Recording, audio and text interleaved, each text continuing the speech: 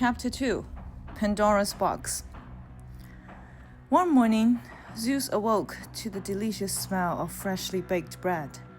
He spent all night at a party with the other gods and was feeling rather tired and grumpy. "Hestia, bring me some of that bread for my breakfast," he shouted, somewhat rudely. His sister was the only one of the gods who ever did any baking. Hestia's puzzled face appeared around the door. "I don't know who's making bread, but it's not me," she said. "Who else can it be?" grumbled Zeus, getting out of bed. He followed the smell out of the palace to a gap in the clouds. When he peered down through it, his face darkened with anger. Dotted across the world below, like little red flowers, were hundreds and hundreds of merrily burning fires. Zeus roared with rage. "Humans aren't supposed to have fire," he bellowed. "Only we gods have the power to handle it properly." He stormed down to earth immediately and seized the first man he came to by the scruff of the neck. "Who gave you fire?" he demanded. "Prometheus the Titan," the man blurted, turning pale. "That troublemaker," Zeus muttered. "I might have guessed." He dropped the man in the hip on the ground and charged away. Prometheus was at home, eating breakfast with Epimetheus, his brother, when Zeus burst through the door. "How dare you give the humans fire?" he thundered. Epimetheus leaped to his feet in alarm, but Prometheus didn't look at the slightest bit worried. "Why shouldn't they have fire?" he asked, rolling his eyes.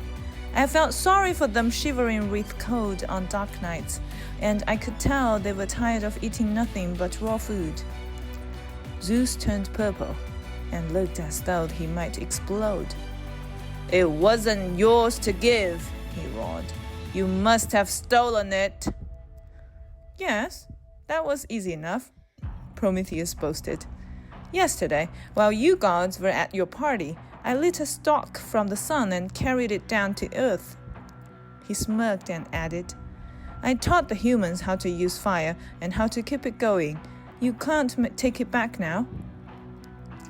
That was more than Zeus was prepared to stand for. "I'll teach you how it feels to have something stolen," he shouted. He grabbed Prometheus by the arm and began to drag him out of the house. However defiant he was feeling, Prometheus was no match for a god. "Farewell, brother," he called to Epimetheus. "A word of warning. Don't take anything from the gods unless you are prepared to face the consequences." Zeus took Prometheus to a mountain and chained him there. "You can stay here and take your punishment until you're sorry," he said. Every day, a giant eagle sent by Zeus would swoop down on the Titan. Slowly and agonizingly, it would peck out his liver. But although this would have been painful enough to kill anyone else, Prometheus did not die. Every night, his liver grew back, only for the eagle to arrive the next morning and peck it out all over again. Amazingly, Prometheus didn't regret what he'd done. "You can torture me until the end of time," he yelled up at the clouds. "I won't ever be sorry." Zeus called all the other gods to a meeting in Olympus and told them what had happened. He was furious with the humans for accepting the gifts of fire from Prometheus and had come up with a way to punish them. Working together, the gods sculpted a perfect woman's figure out of clay.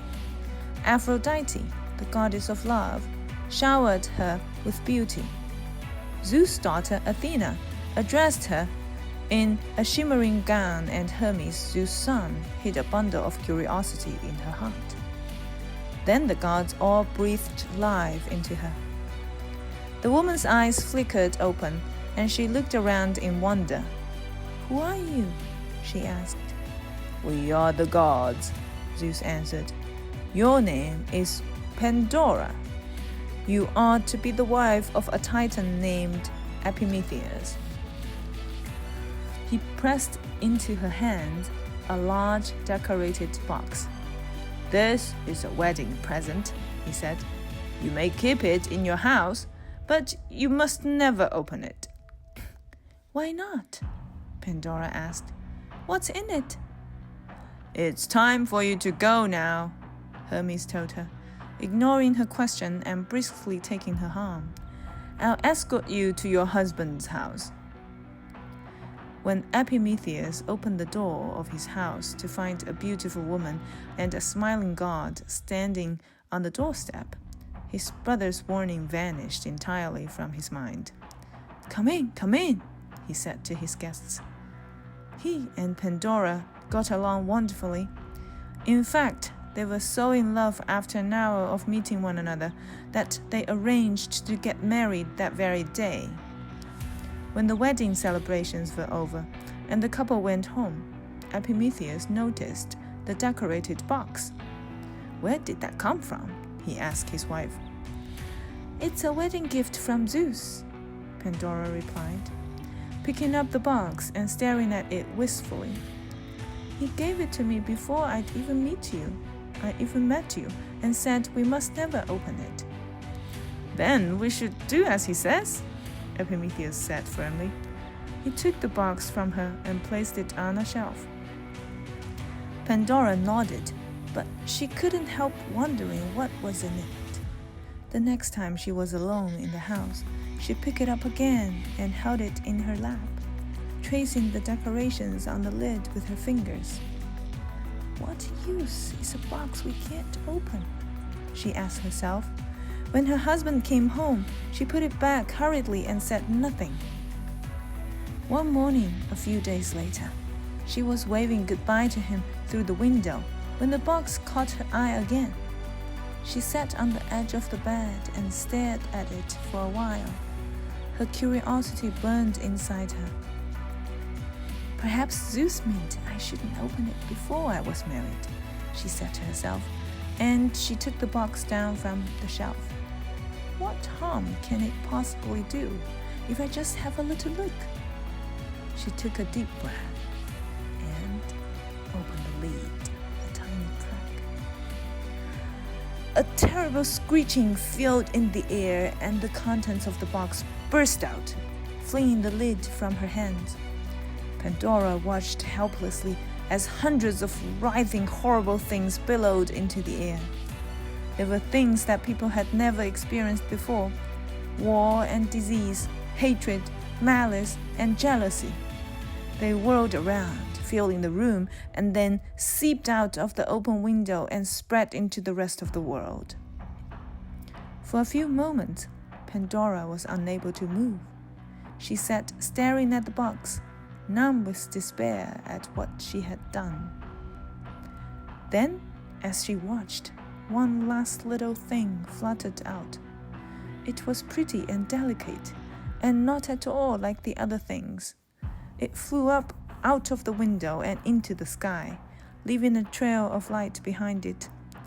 Pandora watched it fly away, and despite herself, she felt her heart lift.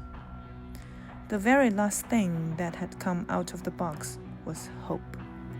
So, from that moment, although life on Earth would never be easy again, no matter what terrible hardships they had to endure, people never gave up